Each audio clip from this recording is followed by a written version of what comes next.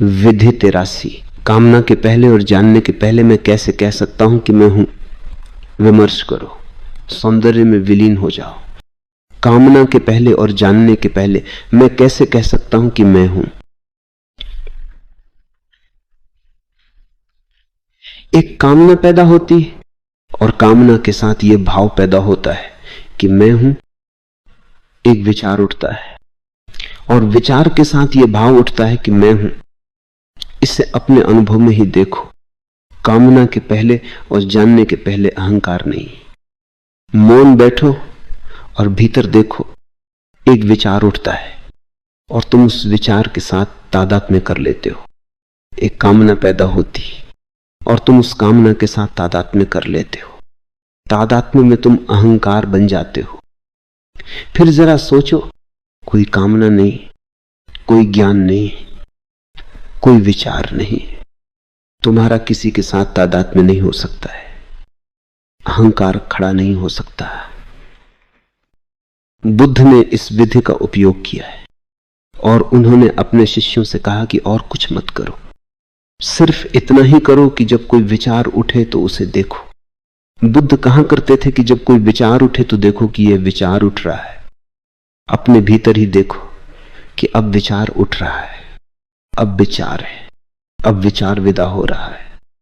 बस देखते भर रहो कि अब विचार उठ रहा है, अब विचार पैदा हो रहा है, अब विचार विलीन हो रहा है। ऐसा देखने से तादात्म्य नहीं होता। ये विधि सुंदर है और बहुत सरल है। एक विचार उठता है, तुम सड़क पर चल रहे हो, एक सुंदर कार गुजरती है और तुम उसे देखते हो और तुमने भी देखा भी नहीं कि उसे पाने की कामना पैदा हो जाती है। इस पर प्रयोग करो। आरंभ में धीमे शब्दों में कहो, धीरे से कहो कि मैं कार देखता हूं, कार सुंदर है और उससे पाने की कामना पैदा हो रही है। पूरी घटना को शाब्दिक रूप दो। शुरू में शाब्दिक रूप देना अच्छा है। अगर तुम इसे जोर से कह सको तो और भी अच्छा है।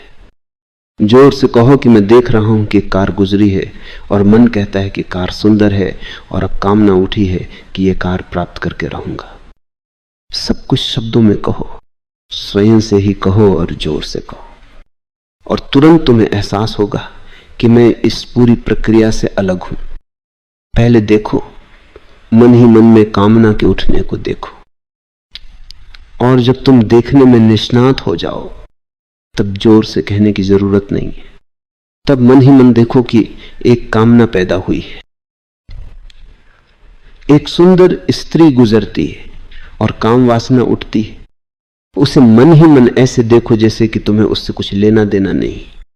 तुम सिर्फ घटित होने वाले तथ्य को देख भर रहे हो और तुम अचानक अनुभव करोगे कि मैं इससे बाहर हूं। बुद्ध कहते हैं कि जो भी हो रहा है उसे देखो और जब वो विदा हो जाए तो उसे भी देखो कि अब कामना विदा हो गई और तुम उस विचार से, उस कामना से एक दूरी, एक पृथकता अनुभव करोगे। ये विधि कहती है, कामना के पहले और जानने के पहले मैं कैसे कह सकता हूं कि मैं हूं। अगर कोई कामना नहीं है, कोई विचार नहीं है, तो तुम कैसे कह सकते हो कि मैं हूं। मैं कैसे कह सकता हूं कि मैं हूं। तब सब कुछ मौन है, शांत है। एक लहर भी तो नहीं है और लहर के बिना मैं का भ्रम कैसे निर्मित कर सकता हूं। अगर कोई लहर हो तो मैं उससे आसक्त हो सकता हूं। 0, 5 और उसके माध्यम से मैं अनुभव कर सकता हूं कि मैं हूं। जब चेतना में कोई लहर नहीं है तो कोई मैं नहीं है। तो कामना के उठने से पहले स्मरण रखो, जब कामना आ जाए तो स्मरण रखो और जब कामना विदा हो जाए तो भी स्मरण रखो। जब कोई विचार उठे तो स्मरण रखो, उसे देखो, सिर्फ देखो कि विचार उठा है। देर अबेर वो विदा हो जाएगा क्योंकि सब कुछ क्षणिक है और बीच में एक अंतराल होगा। दो विचारों के बीच में खाली जगह, दो कामनाओं के बीच में अंतराल है और उस अंतराल में, उस खाली जगह में मैं नहीं। मन में चलते विचार को देखो और तुम पाओगे कि वहां एक अंतराल भी है, चाहे वह कितना ही छोटा हो। अंतराल है, फिर दूसरा विचार आता है और फिर एक अंतराल। उन अंतरालों में मैं नहीं है, और वे अंतराल ही तुम्हारा असली होना है, तुम्हारा अस्तित्व है। आकाश में विचार के बादल चल रहे, दो बादलों के अंतराल को देखो और आकाश प्रकट हो जाएगा। विमर्श करो, सौंदर्य में विलीन हो जाओ। विमर्श करो कि कामना पैदा हुई और कामना विदा हो गई, और मैं उसके अंतराल में हूं, और कामना ने मुझे अशांत नहीं किया है। विमर्श करो कि कामना आई, कामना गई, वह थी और अब नहीं है, और मैं अनुद्विग्न रहा हूं, वैसा ही रहा हूं जैसा पहले था। मुझ में कोई बदलाहट नहीं हुई है। विमर्श करो कि कामना छाया की भांति आई और चली गई, उसने मुझे स्पर्श भी नहीं किया, मैं अछूता रह गया। इस कामना की गतिविधि के प्रति, इस विचार की हलचल के प्रति विमर्श से भरो, और अपने भीतर की अगति के प्रति भी, ठहराव के प्रति भी विमर्श पूर्ण हो। विमर्श करो, सौंदर्य में विलीन हो जाओ, और वह अंतराल सुंदर है। उस अंतराल में डूब जाओ, उस अंतराल में डूब जाओ, शून्य हो जाओ। यह सौंदर्य का प्रगाढ़तम अनुभव है, और केवल सौंदर्य का ही नहीं, शुभ और सत्य का भी प्रगाढ़तम अनुभव है। उस अंतराल में तुम हो। सारा ध्यान भरे हुए स्थानों से हटाकर खाली स्थानों पर लगाना है।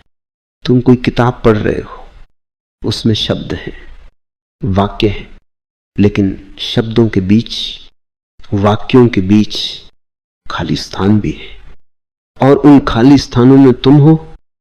कागज की जो शुभ्रता है वह तुम हो, और जो काले अक्षर हैं वे तुम्हारे भीतर चलने वाले विचार और कामना के बादल हैं।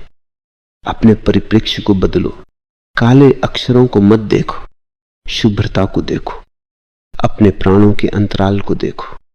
जो भरे हुए स्थान हैं उनके प्रति उदासीन रहो, और अंतराल के प्रति, खाली आकाश के प्रति सावचेत बनो, और उस अंतराल के द्वारा, उस आकाश के द्वारा तुम परम सौंदर्य में विलीन हो जाओगे।